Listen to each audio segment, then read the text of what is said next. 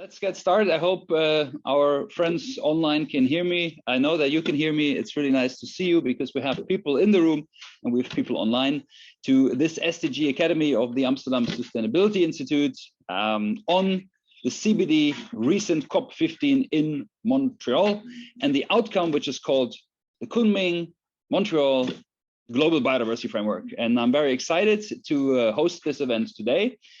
The reason I'm excited is that I think biodiversity needs much more attention. We had actually a similar debrief on the COP27 for the climate, and we have definitely a much fuller room, which is just to say that I think climate change is a bit more popular, although we often talk about the twin crisis that we have, a crisis of biodiversity loss and climate change. And so I want to say thank you for coming because I think this is a really hot topic. Now, the good news is we have an agreement. We have a global framework that takes over from the Aichi targets that we had before. So this is the good news.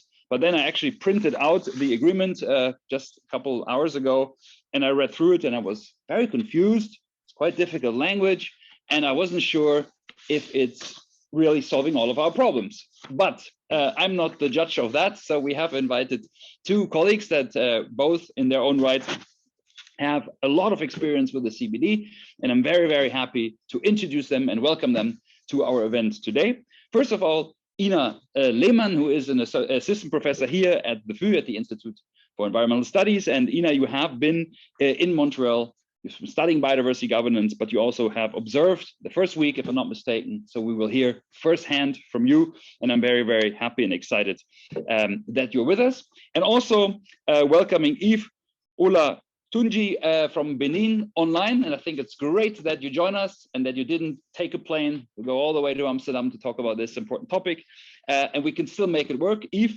a big welcome. Yves has studied in Oxford, majored in international wildlife conservation, but is also a member of the IUCN World Commission on Protected Areas for the Young Professional Group of West Africa. Also, if I'm correct, been in Montreal, so we have two first-hand accounts of what happened. The format is simple. Ina will give a presentation, Yves will comment on it, and then it's up to you and the guests online to ask critical questions and bring us forward and discuss whether this is a major step or just another delay towards saving the global biodiversity crisis. Ina, the floor is yours. I'm looking forward to all of our discussions and your comments. Thanks. Yes.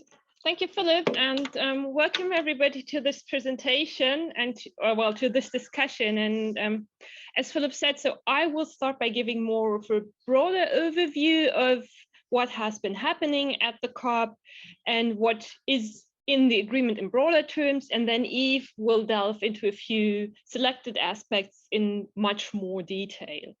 And so the recent COP15 of the CBD has indeed been a milestone event in the recent history of the convention, because it has adopted this new strategic framework that will provide guidance for the use and conservation of global biodiversity to the end of the decade and also going beyond.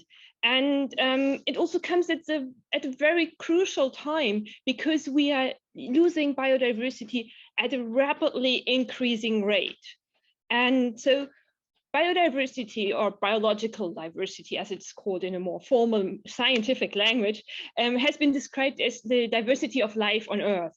And therefore, greater biodiversity really enhances the functioning of ecosystems, ecosystem services, and the functioning of the nature that we all depend on. And still in 2019, there was a very widely recognized report that made huge waves by the Intergovernmental Science Policy Forum on Biodiversity and Ecosystem Services, which pointed out that we are actually losing 1 million animals and plant species, or they are threatened with extinction. And if these trends continue, really the basis of human livelihoods are at stake. And therefore, it is so important that we have a strong international agreement and an agreement that really triggers action. And so the question I'm trying to answer in very broad lines here today is what is needed from this new global biodiversity framework, and does it deliver? And so just as a brief background, Just waiting for the slides to move. Thank you, Naila. So just as a brief background on the task that lies ahead of us, over the past decades, biodiversity has been continuously decreasing. And to the extent that many scientists today also say it isn't really sufficient to only stop biodiversity loss, but we really need to what they call bend the curve and go into restoration of biodiversity, into biodiversity recovery. And what scientists also are saying here with the example of terrestrial biodiversity is that, well, yes, we do need increased conservation efforts, but that alone won't do the trick. We really also need to increase conservation efforts plus more sustainable production plus more sustainable consumption. And so let's now move to the CBD. Somehow there's a problem here with the technique. Thank you, Neela, again. So the CBD really is the most encompassing global framework for biodiversity, and it has the very broad mandate of conserving biodiversity, ensuring its sustainable use, and sharing the benefits from the utilization of genetic resources. And this very generic mandate is supported by a growing body of decisions taken at each subsequent conference of the parties, the COPs, that really try to fill this with content. And one very important approach to this is that the COPs of the CBD, they adopt decadal strategic frameworks. So every 10 years, they adopt a new strategic framework that sets out the very broad guidelines for this decade. And the previous strategic frameworks that we had from 2000 to 2010 and 2010 to 2020 really didn't work out. So they really, in very blunt words, failed to conserve biodiversity and stop the downward going slope. And that's really why this COP in Montreal was so important, because it was the time to adopt a new strategic framework. It has been in the making for 4 years. So since the last COP in 2018, just should have been one in 2020, it was postponed again and again, as well as the preparation meetings were postponed again and again due to COVID reasons. And also due to COVID, it was removed from or relocated from Kunming, China, where it should have been taking place, to Montreal, Canada. And the negotiation process, not only did it take 4 years, but it was really a very tough process. It was hard negotiations in Montreal, but also before. There had been drafts of the framework before. Some of the language that was in the drafts was watered down in Montreal, really. And even in the first week of this 2-week COP, it looked as though there would be no framework at all, possibly. So it looked like the negotiations were on the brink of failure. But then in the second week, somehow they managed to take up speed, and they did come up with a new framework. And now with you, I would really like to look into some of the broad lines of this framework. So it's now called the Kunming-Montreal Global Biodiversity Framework, setting, first of all, it has two ambitions, really. The first one is this 2050 vision of living in harmony with nature, which is the very broad guidelines, so to speak. And there's 4 also very broad goals associated with this, in terms of really reversing biodiversity loss and really bending the curve and using all biodiversity sustainably. And then there's the 2030 mission to take urgent action to halt and reverse biodiversity loss. And there's a set of 23 targets associated to this mission. And they are really like the interim milestones on the way to 2050. And they have actually been at the core of the negotiations back in Montreal in December. And therefore, I will now really look into these 2030 goals with you, or some of them. Of course, we won't look into all 23 of them.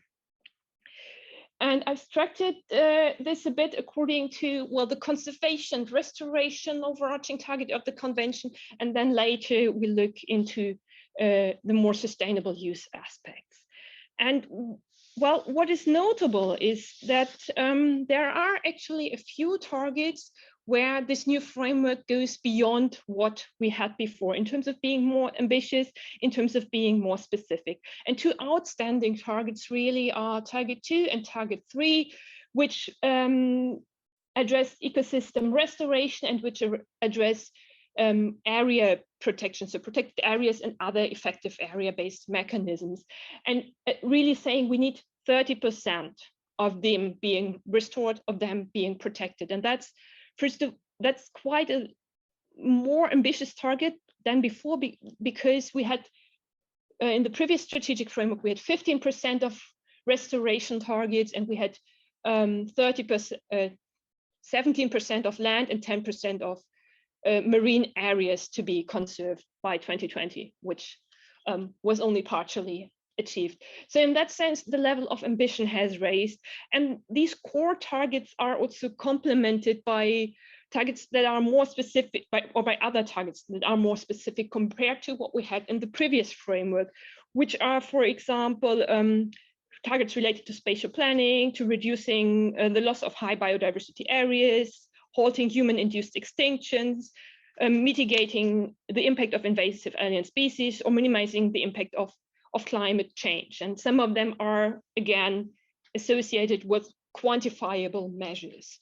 So when we look at the conservation side of the GBF, the Global Biodiversity Framework, we can really say that progress has been made in terms of commitments being more specific and also more ambitious than they were before. The question whether that will be enough is another one, because some people say, well, yeah, we have an increased level of ambition, but it's not enough. And this is also related to, for example, well, why do we only have 30% of degraded ecosystems under effective restoration by 2030? Wouldn't we need more? Actually, it's only in the 2050 goal to say that all degraded biodiversity or all degraded ecosystems should be restored. And maybe 2050 is actually too late as a target for that. So that's definitely a question that can be discussed. But looking then at the consumption and production side, we also see that many important drivers of biodiversity loss are being addressed. So for instance, there are targets related to sustainable harvesting of wild species, targets related to the reduction of risks from excess nutrients and pesticides, and there really is also the goal of the target of reducing these by 50%. But I really want to point out here two targets that are being discussed as well in a much more controversial manner, if you will. And so first of all, there's the target of agriculture, aquaculture, and fisheries and forestry being managed sustainably, which sounds good, but is also very vague. What's interesting, and this doesn't go beyond the target that we had before in this very broad sense, what is interesting here is that they added some more specificity in terms of how to do this, especially with regard to agriculture. So there's an inclusion of using biodiversity-friendly approaches, mentioning inter alia agroecology and sustainable intensification. And this shows that being more specific is not always better, because while agroecology as a term is very often considered to be really associated with organic agriculture, with doing less intensive agriculture and so on, it is generally considered as a good thing by the conservation community, and they were very happy about agroecology being in the framework. The target of sustainable intensification has raised a lot of eyebrows as an approach, because many see this as a way for companies to really go forward with intensification. Sustainable intensification is not a really well-defined term, and there's a fear that this may actually lead to greenwashing by companies. So in that sense, more specific, but whether more specific is good is quite open to debate. And target 16 is another one that has been debated quite a lot. It sounds good saying people are encouraged and enabled to make sustainable consumption choices. But this is really an example of how it has been watered down in the negotiations, because in the draft, there was a formulation in this target about halving the global footprint of consumption. And this has been taken out in the final framework. So that has also triggered quite some criticism, I would say. And of course, raising the question, if you say just, yeah, people are encouraged and enabled to make sustainable consumption choices, nice, but what does it really mean? Yeah. So I will leave it at that for just a brief glimpse into what has been discussed regarding conservation and maybe more the production and consumption side. The real proof of the pudding, of course, will be in the implementation of this framework, because we can have nice 23 targets, but how do we get there by 2030? And implementation has also been quite a focus of this COP, because in the previous framework, implementation has been considered really as the weakest point. We had nice 20 targets for 2020, but there was no or almost no implementation framework whatsoever. So let's look into whether we have improved implementation mechanisms. And when we talk about implementation, first of all, we have to talk about money, because, well, on the one hand, we're talking about biodiversity. There's so many harmful subsidies. Think about agriculture, think about fisheries, and there's so much money that is spent in biodiversity harmful ways. And in the previous agreement, or in the previous targets, we had this goal that, well, harmful subsidies should be reduced. What is new now is that we have a number to it, $500 billion per year. That's way below the 1.8 trillion per year that are being spent on biodiversity harmful subsidies. And I leave it to you to judge whether this is a good start or whether this is ridiculous, but this is the number that is in there. Second, when we talk about finance, we need to talk about the money that really goes into conservation, into biodiversity positive activities. And there, the target says, so we'll mobilize at least $200 billion for biodiversity by 2030. The global financing gap for biodiversity, according to some studies by the Nature Conservancy and others, is $700 billion per year. So again, we have a number in there. We didn't have that before, but it's quite low compared to what is actually needed. And the goal for 2050 says we want to close the financing gap. And they also put the $700 billion in there. But again, you can of course ask, if we only aim for $200 billion by 2030, and we know the gap is $700 billion, does that do the trick? And many, of course, say it actually doesn't. I'll leave it at that.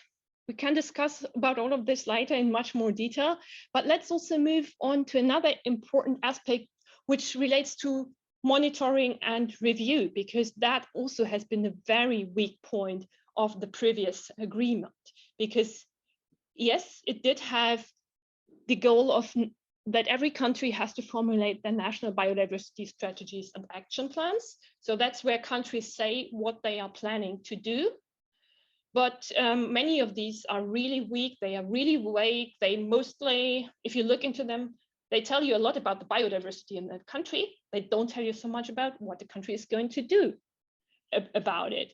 And so one first target has been that all countries need to revise, update their national biodiversity strategies and action plans. And now we have more concrete guidance for what they should do in these so-called MBSAPs. So first of all, we now have headline indicators. We have a decision specifically accompanying this Global Biodiversity Framework on monitoring, review, and implementation.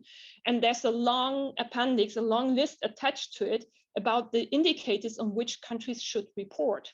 So in that sense, it's maybe less, or hopefully going to be less arbitrary, if you will, because countries now have a concrete framework that they need to report upon. There will also be a global review of a collective process at the upcoming COPs. So countries will really look into what has been made, done by the different countries, because previously, well, countries could submit their national biodiversity or develop their national biodiversity strategies and action plans and submit their reports to the CBD Secretariat, but that was it mostly. So there was no systematic follow-up. Now we have that, and with the global review of collective process, it's the same. So it's a bit going into the direction maybe of what we already have in the climate regime, although what countries do afterwards with the review results that they get is totally up to them. So it has been criticized that why we in the climate regime we have this ratcheting mechanism where countries are really required to be more and more ambitious over time. In the biodiversity regime, we still have this as like, yeah, do it if you want. It's completely voluntary. A small glimpse of hope maybe is that there is a door open in the decision that this monitoring reporting regime can and maybe should be developed further at the next COPs. So the COP16 will be in 2 years in Turkey, and they have already decided that they will look into the monitoring framework again in 2024 in Turkey. I'll leave it at that as a very brief overview of what are the big lines of what have been discussed. So, and as a conclusion, so is this bending the curve? Is this framework really the historical moment that some people have said it is? Honestly, I don't know. So I would say, yes, there definitely is progress in key areas. We shouldn't underestimate this, that compared to what we had before, I think it is major progress. But there are a lot of missed opportunities in there. There is a lot of weak language. There's a lot of voluntary mechanisms.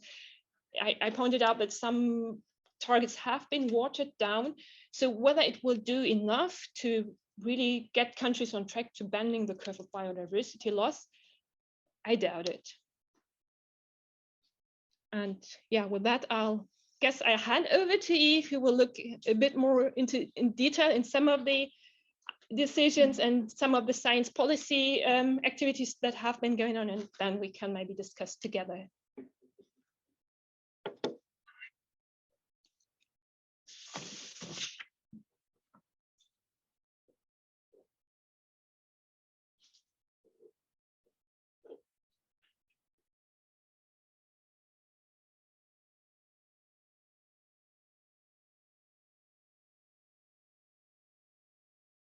So thank you very much, Ina, for the introduction, and thank you everyone for being here. I would like to thank the Amsterdam Sustainability Institute for inviting me to this important meeting. So I'm Yves Olatoundji, I'm from Benin, and I will be talking a little bit about my reflection on COP15 as a young professional. I will firstly talk about the YES community, the Young Ecosystem Services Specialists, which is a group of young people. As I went there as a delegate for this group. And so after that, I can go a bit deeper into the main activities that I took part into at the COP and how I think the Global Biodiversity Framework can really work out, especially talking about the target tree. Just like I was saying at the introduction, I'm part of the Young Ecosystem Services Specialist Network, which is a network of young worldwide working on ecosystem services. So the network is actually counting more than 5,000 members. And the young people working in this network are mainly working on ecosystem services and also working with biodiversity and policy organization international in order to really influence how biodiversity is conserved and also how policy can really help conserve biodiversity in general. So as you can see there, you have the QR code to learn more about the network, and also if you want to join the network, which I really ask you to do, you can also learn more about that, and I can share an email at the end of this talk. So at the COP15, the YES delegates actually took part to several activities, and one of those were actually meeting with the University of Tokyo students. And so the network tried to think with these young people about how universities in general can work as laboratories for biodiversity conservation, because generally we talk about conserving biodiversity outside, in natural areas. Why not use this university that we have generally, and where we are working as also some labs in order to really protect biodiversity. So this was something that we did as a side event, and we were also part of these activities at COP15. And one of the main activities we also took part to was also organizing some meeting with many experts. And one of the experts we met was Anne Laringod, sorry, who is the executive secretary of IBEST. And we also met with academia people in order to think about how young people can really be included into academia in general, in order to make their voice on research and biodiversity heard out there through science and academia in general. And so one of the main activities I also took part into was a young professional working with YES, was the 5th Science Policy Forum at COP15 in Montreal. And so the Science Policy Forum was mainly some series of sessions and presentation, and it was mainly about brainstorming on how science can be actually used in order to bridge the gap between biodiversity conservation and also policy. Because when we talk about conservation, we sometimes think it's only about getting the ideas out there using science, and we can just get everything done. But it's more than that. It's also about putting people together, people coming from indigenous people, local communities, and also intergovernmental organization worldwide. So the Science Policy Forum was very important into seeing how we can use new technology and innovation in science to really support the Global Biodiversity Framework. One example was, for example, seeing innovation in the health system to really prevent, for example, some problems related to health, such like the one we really faced some years ago, talking about COVID-19. So it's very important to think about achieving the Global Biodiversity Framework in a sense that it's not only about doing conservation, but it's for the sake of doing it, but putting everything together in order to achieve that result at the end. And so if you go into the section K of the Global Biodiversity Framework, for example, you will see that they talk about raising the awareness of people on the role of science and technology and innovation in order to really make science and technical capacity on monitoring biodiversity really worthwhile. So I think this is something that we really need to think about, and we as young people working on ecosystem services and biodiversity in general, we really need to start thinking about our research on a way that will really help achieving the Global Biodiversity Framework in general. And now talking about the target tree of the GBF, if you look into this slide, you will see a previous part of the target tree and the now adopted GBF. You will see that there are a lot of changes in the sentences and also the aspects that have been included. In the previous aspect, for example, we didn't have any time scale, for example, achieving it by 2030. People knew it, but it was not written into the text, and which is something that was also very important. And also they mentioned the importance of local communities and traditional territories, because when we talk about conservation, we really forget that local communities are also very important into this process, and it is very critical to think about how they can be included into this action in order to make this target work at the end. So what counts on when we talk about target tree? Because we want to increase the protected and conserved areas and the terrestrial lands and oceans by 30% by 2030. But it's very important to think about how these areas will be very rich in terms of biodiversity, and how the accent need to be put on the quality over the quantity, because increasing the area is not everything that we need to do, but also look into how it is important, how these ecosystems are very critical into supporting life on Earth. And also very important is to go beyond the militarized conservation when we think that people living in and around conserved areas are harming biodiversity. But we also need to take into account that those people are very important into making the decisions and also help to manage these areas. I also mentioned the other area-based effective conservation measures, which is a new topic that is taking more a position now in the global negotiation. There are some areas that are already managed by local communities. So we need to start thinking about how we will really make those people put these conserved areas out there on the global map as conserved area, instead of just going there and asking to really manage these areas for them.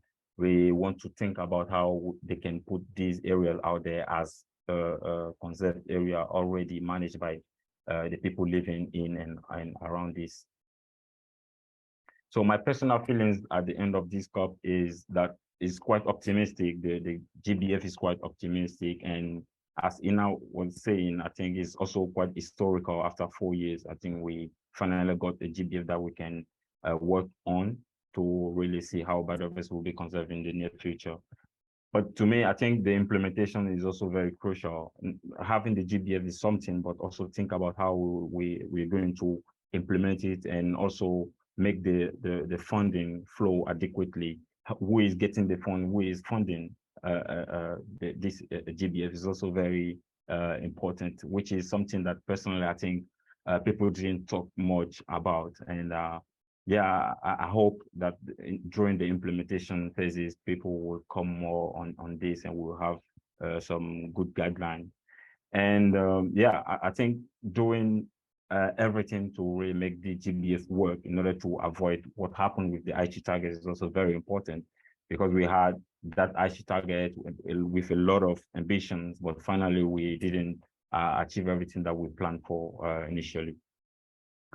And what is also very important is that smaller countries and developing countries also need some strong support.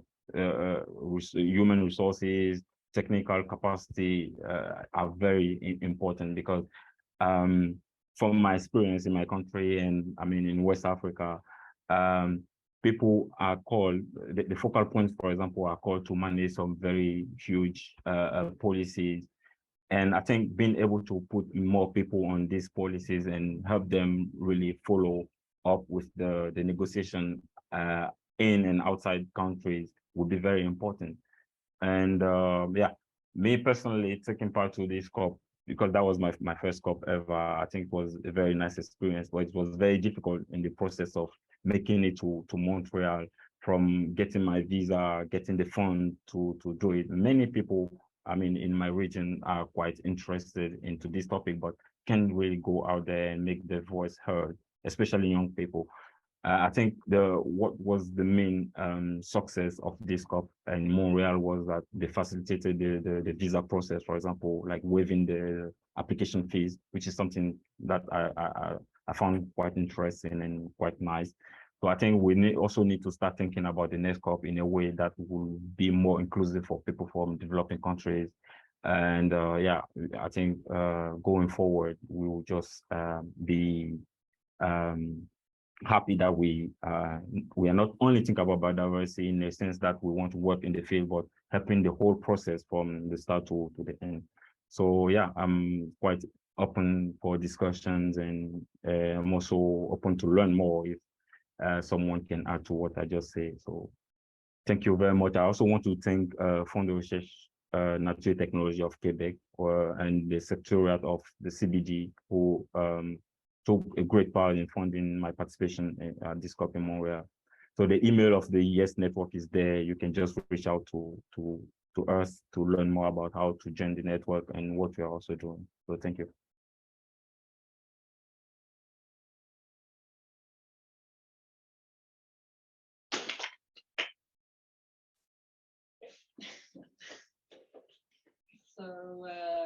we have some time for questions. Yeah, stop the sharing here.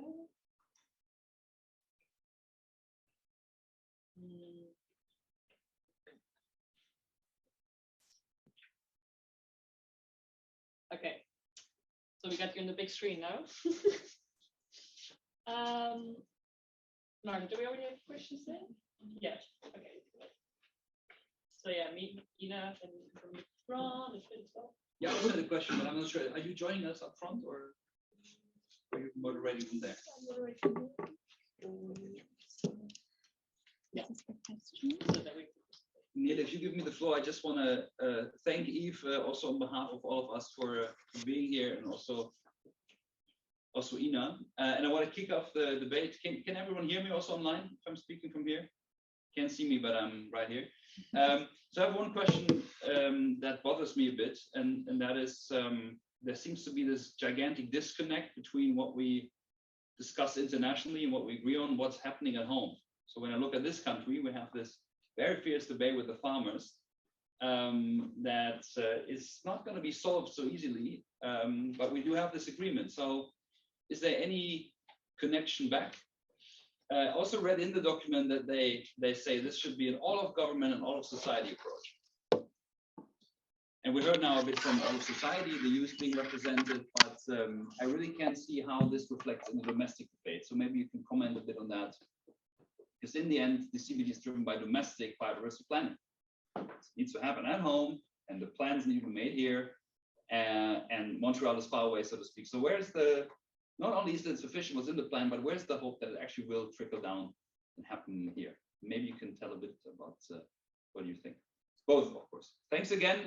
Really, really great to hear firsthand from what you experienced. It's really nice to see. Yves, do you want to go first? Or we can also collect, I'm not sure. I think it was quite far, the question. So if maybe Marta can help me with the question again, I will be very grateful. Maybe I can just briefly summarize. The question was, in a nutshell, why there is such a gap between the global framework that has been adopted, or global action in general, and the lack of action in countries and on the ground, and where's the connect between what is happening on the global level and what is happening in countries? Yeah, thank you very much, Ina. I think that's a nice question. I've been discussing about this with a colleague of mine in the YES network, is that generally when we go into these kind of meetings internationally, people don't really think about what is going on in the developing countries. Many people really ignore that when we take those decisions, it's not quite easy to apply them in our context here. I see a lot of ecosystems here where it's not really well managed, and there is nobody that we can go directly to really say, we want to make you accountable of this ecosystem, or this ecosystem is part of a big project that is under a decision in our country or in our region. So I think, to me, the very gap that we can see between the policies internationally and locally is that we are not maybe talking the same language. It's very important to start thinking about including more local communities, which is something that we saw into this COP this year. So let's see what happens in the process of implementation. Maybe it could be different. But something that I also raise as a very important question is that instead of thinking about a very famous, indigenous people and local communities, it's also very important to think about the less known, because we have some very important ecosystem where local communities are living, but they are less known, because when I say Masai Mara, when I say the Amazonian people, it rings a bell. But in Benin, or in West Africa in general, we also have like nice ecosystems where less people are living, but local communities are there managing it. They are managing conflicts. They are also suffering in a way that maybe we don't have any idea of, but we live working to this area. We have first-hand experiences. So to me, I think start thinking about how bridging this gap of taking decision that is just international, but really thinking about how it's very local. It touches every local communities in a way that maybe we'll think about is very important. So yeah, that's my take on this. Yeah, maybe I can add to this, and I essentially agree with what Yves has been saying.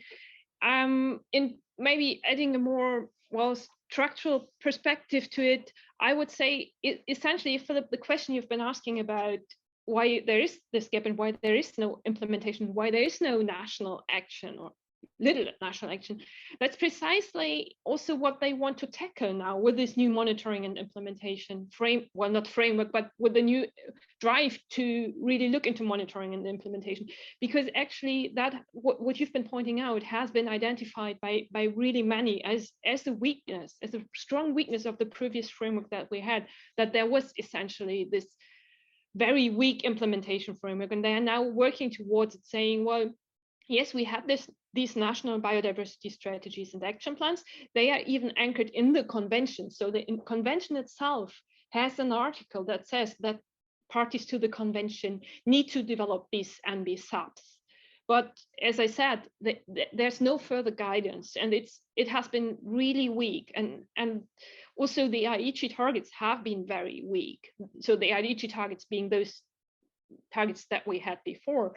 And so in that sense, I think all that what has been happening in Montreal now, making targets more specific, making them more quantifiable so that countries can really report against a certain standard is an attempt to tackle what the gap, Philip, that you have been identifying, and also strengthening the monitoring report, the reporting.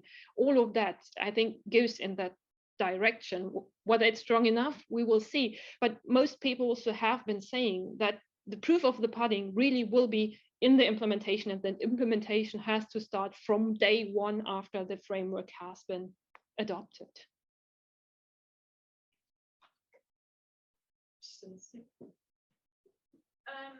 So thank you so much both for these super insightful presentations. I have a lot of comments and questions and things for discussion, but I will pick one, which is that I had the chance to attend the previous COP, the climate COP, and there was talk of what people were calling the Black Friday effect, which was very clear, for example, with the NDCs from Brazil, which is that they decreased them and then they relaunched them or increased their goals again. And then it was like this effect of like, okay, before Black Friday, they increased the prices so that then they can reduce it. And it appears like, oh, there's a big discount, right?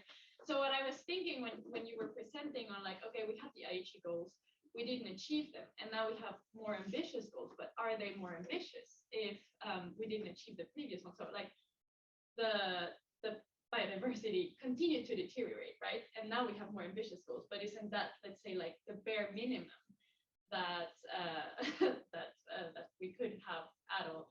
So was there any improvement at all in that sense? And then just one other quick thing I would be interested about is that, well, as you know, Ina, my research is on the Sustainable Development Goals, and I heard you mention this like change in production and consumption patterns, etc. So this is just a quick one. I wanted to hear, to what extent do you hear that the Sustainable Development Goals are guiding a little bit the conversation to break the silos, to not only think about biodiversity, but how biodiversity connects to all other sustainability issue areas. Thank you. That was a long question. Yeah. I guess we have to rephrase it for the people online, no?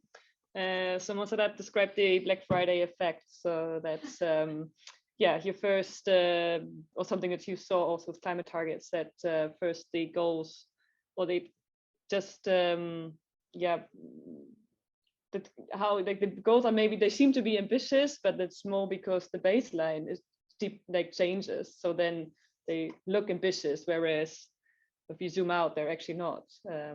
And the other part was the role of the SDGs, so to which degree the SDGs are effective in combining or in tackling all these issues at the same time and breaking silos, basically. Yeah. Can I go? Sure. Yeah, regarding the first question, yeah, I also thought the same thing during the decision, but to me, I think we still have to have one guideline, right? One GBF to go with. We can just stay pessimistic and say, yeah, it's not working. The difference to me between the GBF and the IC target is that now we have some well-written GBF with some quite clear action, right, with numbers and dates to achieve them by. So yeah, we just need to really make sure that implementation is very important, which is something that people talk a lot about during this COP. People talk a lot about implementation and how to raise enough money in order to really achieve this goal, which was not the case with Aichi. We just went home and with some very amazing objectives, where we didn't really think about how we're going to achieve them and who is in charge of putting out the money in order to really achieve the objective. Yeah, and regarding the second question, I think now more organizations are working with the stylish, working, for example, in the fashion world. So today, people are really partnering with the fashion in order to really see how they can design the things in a very sustainable way in order to really achieve what we really want. To me, I think it's still very not integrated into this discussion, because tens of containers are still coming, for example, in our region with clothes and all that. But how we're going to really tackle that problem is still something we need to think about. I can't really say much about it, but something that I think is very different from what happened during the last 10 years is that we are now thinking more about partnering with the fashion industry in order to really think about sustainable way to dress. Yeah, thank you. Yeah, maybe I can add something on the second question, because I think I largely agree and couldn't actually add more to what Yves said regarding the ambition, because yes, there are some numbers in there now and some more specific targets. So in that sense, I totally concur with Yves about there is some more ambition. But regarding the SDGs, or maybe more generally talking about breaking the silos, so to speak, I would say, I mean, the SDGs in all sustainability debates, they are kind of there, but I wouldn't say they dominated the debate in any way. But still, I think there's a move towards breaking silos, especially with regard to the biodiversity climate linkage. So there is one target, which I now didn't cover, but there is a target about biodiversity being used also as a tool to mitigate climate change, or looking into the linkages between biodiversity and climate. But also, if you look at it more historically, looking at the history of the CBD, or the whole, let's say, even conservation field, the CBD as such was for a long time very much conservation oriented. So protected areas, I mean, Yves talked about target 3, which is the headline target also related to protected areas, and which has been taken up by all the media. That's still very prominent. But we also see that there's more and more interest by the CBD in issues like production and consumption, like targets related to agriculture, to fisheries, and so on, and sustainable consumption, I would say, has been addressed more and more over the past 10 years, so over the past 5 COPs or so maybe. And so in that sense, I would say there is a move to broadening the spectrum. Yeah, we had a question online as well. So Nicholas asks, he's based in Brazil, and yeah, Yves, you know him, right? So you yeah, discussed maybe this one also before. So he asks, why the two of you think that there was such a lack of ambition in terms of finance, and why did rich countries and emerging economies not commit more to achieve those very important goals? Yeah, I can go first this time.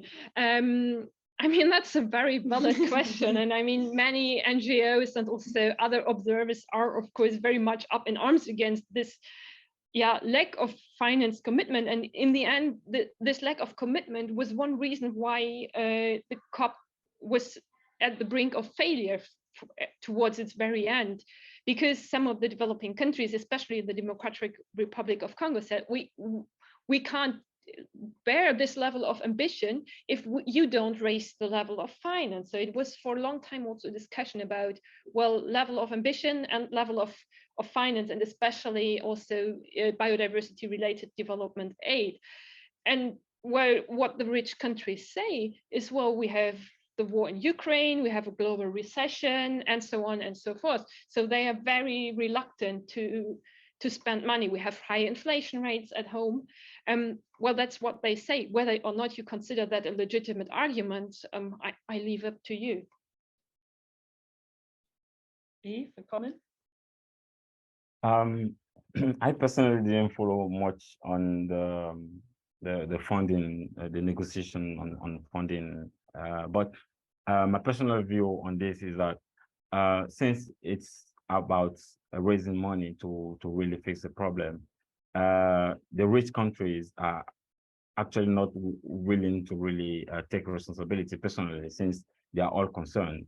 So there is no clear guideline on how we are going to really contribute in terms of how rich my country is. So to me, no country will just come forward. I mean, in the context of this discussion, would come forward and say, this is what I'm contributing, because it will be more political. And what is also happening behind this negotiation is that policy is very, very difficult, and it's more than what maybe we are perceiving personally as young people. So to me, I think it's just very difficult to answer this question. But what I can really say is that it's very important to have a clear idea of who is contributing. I mean, in terms of financing, which country will be funding, and at what percentage the country will be contributing. I think it's very important in order to not wait 10 years before we really realize that the time has just passed by. It's very important to start thinking about who will be those in the list of these rich countries, right? And at what percentage each country is contributing. I think to me is very important. Okay, I think we have time for one or two more questions. So there's one. Yeah. Thank you very much. Really fascinating stuff. And it's particularly interesting because I'm more interested in climate governance, and I know far less about this stuff, and the similarities and the discussions around subsidies and finance and everything, coming with differentiated responsibilities. It all comes back. But my question is more, well, related to climate change. Why is it that this topic attracts far less attention than the climate crisis, and how can we solve that?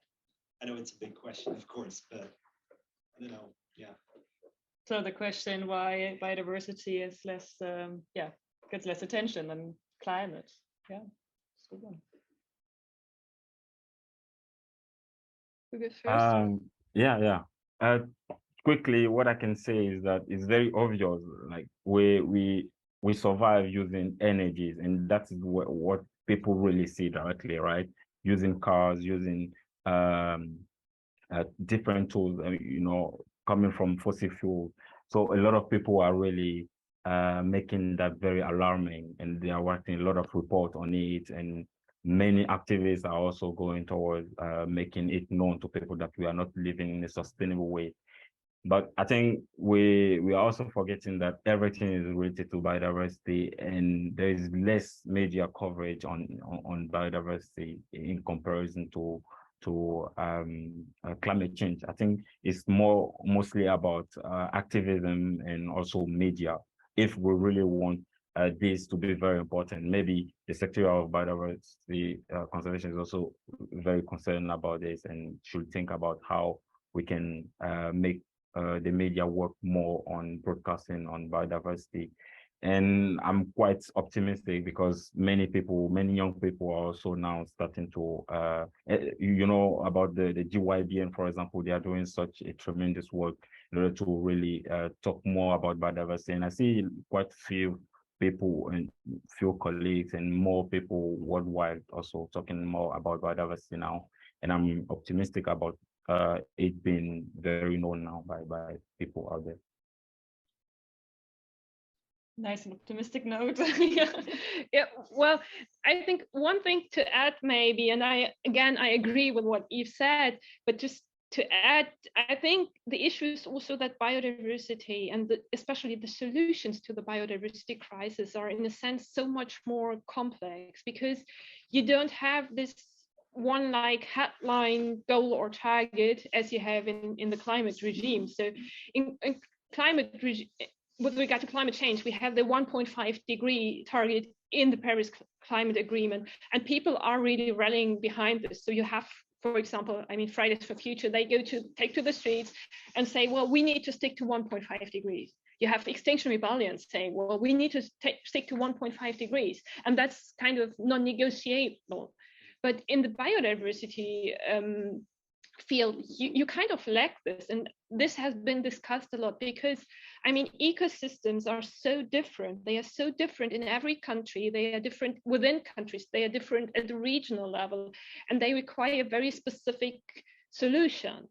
So in that sense, I get, or what many people, I think, in the conservation communities think is that it's so much more complicated just to have this also for the media, so to pick up. And this 30 by 30 target, this target 3 that we have been discussing about putting 30% of land and sea areas under protection by 2030, this has been considered to be a bit of this headline goal that people can rally behind, and that has actually been taken up quite a lot by the media. So I was reading a lot about the media reporting on the COP, and what almost every article took up was this 30 by 30 target, even though it is very contested in the conservation community.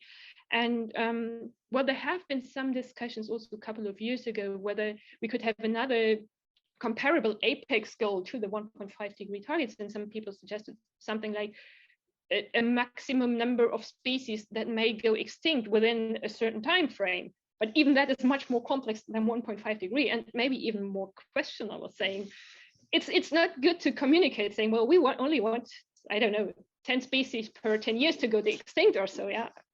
So I think that's also definitely part of the problem. Yeah. So yeah, we are also touching upon other areas, the communication and the reaching and public engagement stuff. Any more questions? I think yeah. Just a short one about the monitoring again, because you talked about that it's pretty important, and I mean, but it's, as you said, much less straightforward than monitoring for climate action. So would you say that with the innovations that you talked about in monitoring techniques, that it's even possible or desirable to do it as a standardized monitoring, or is it then losing all its quality of monitoring if you're not really specialized in each ecosystem? Like, is there a way to do it in a similar way than measuring climate action, or isn't there even? We need a whole different governance system for monitoring system?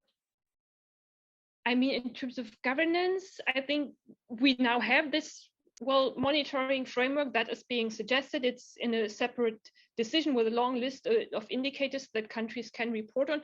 And I have just skimmed through it. I would need to look into much more detail, but I think there's an option for countries to indicate how relevant specific questions are for them given their specific ecosystems, because of course ecosystems are vastly different across countries. So I think they have taken care of that. And the important thing, I think, is that they have more reporting obligations now. That's, I think, an important step forward. And then the technical details, I think, will also be discussed over the subsequent COPs. Anything to add from your side? No. No, I think it's fine. Okay, good. Then I think we can close this session. Yves, thank you very much for zooming in all the way from Benin. Good to have you here virtually. Thank you. Maybe see you again, and we stay in touch, I hope. Yeah. So yeah, everybody online, thanks for joining. Thanks for joining you offline. Please stay around. We'll have some more snacks and drinks for the people who joined the live session. So yeah, thank you all. Yeah, we will put this session also on our YouTube channel and provide some additional information, and also we'll plan more events, of course. So yeah, please stay tuned, and yeah, thank you all. And that's it. Yeah. Thank you for moderating.